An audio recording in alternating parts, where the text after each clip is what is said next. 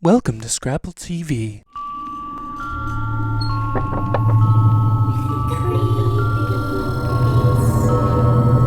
Hi, I'm Joe Pincushion, and I am here with Reggie Bugmuncher, a local sideshow performer in Philadelphia, and she is the bitch of burlesque in 2014. Thank you for coming to my creepy basement. Thank you so much for having me. I love it here. So how long have you been doing sideshow? Well, I started off with the Old City Sideshow. Dan had gone to Coney Island Circus Sideshow School, and Martin had actually done pyrotechnics for Barnum before, Barnum and Bailey. So they decided they were going to start a show, and I said that I wanted in, and they realized nobody was going to pay to see two dudes hang out on stage and hurt each other. So they said, yeah, sure, come on in. Lovely, yes. Talented, okay. But what talent is that? She eats live maggots. Yes, she does. And worms and all manner of fiendish thingies. When you eat a goldfish, do you chew it or you just... Oh, I always chew it.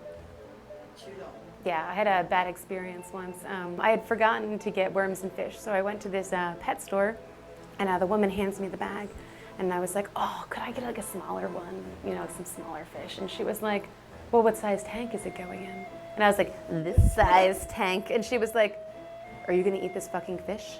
And I was like, bad joke. And she was like, damn straight, and handed me the bag. Like, it turns out she was like some kind of like unhappy person about like animals being eaten from her shop.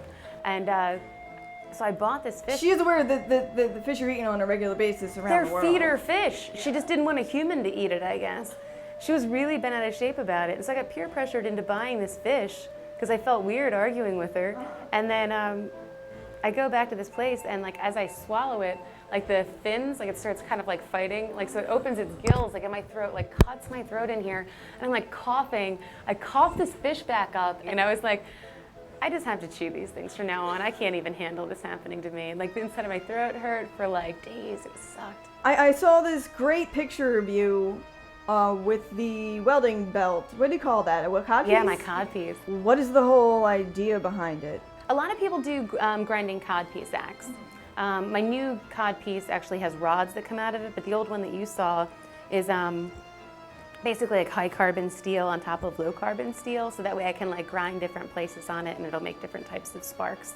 What does that feel like to grind? Yeah, grind. It's pretty awesome. There's definitely been times with my old codpiece, because it was a little bit too small, that I've had accidents and gone outside the codpiece. Oh no! I have two very long scars next to my labia, like that long. They're pretty intense. Oh, so when they're like, yeah, no! You have no idea what those dates are like. We're like, things are going really well, just don't touch my vagina.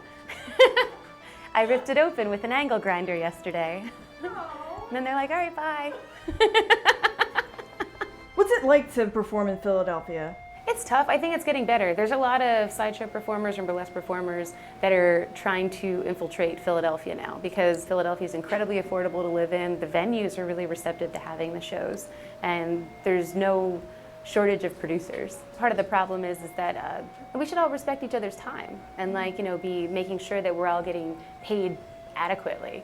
You know, I think every time that somebody says, yeah, you know what I'm going to do, I'm going to swallow a sword for $30, then there's people out there that really are doing it for a living, or they're, recognizing the fact that they could die doing it and they don't want to do it for $30, but everybody wants to work, everybody wants to perform. Like, what kind of artist doesn't want to create, and like you can do this all the time in your basement, but then when you actually want to go out and do it, you're kind of screwed because the market's just beat.